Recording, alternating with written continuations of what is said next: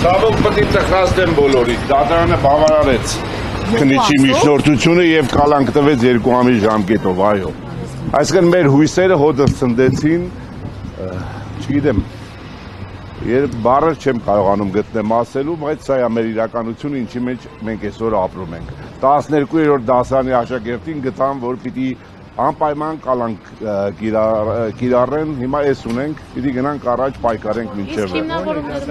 հələ չի տվել 1 ժամվա ընթացքում որոշումը գտա, չունենք հիմնավորումները։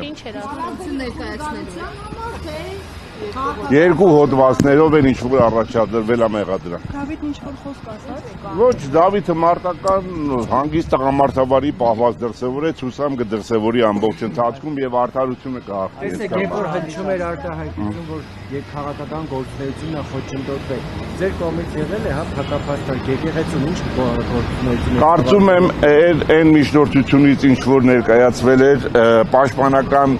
խմբի կողմից քարը քարի վրա չի թողնվել, ոչ մի բան չի մնացել այդ միջնորդությունից, բայց ունենք այն ինչ որ ունենք։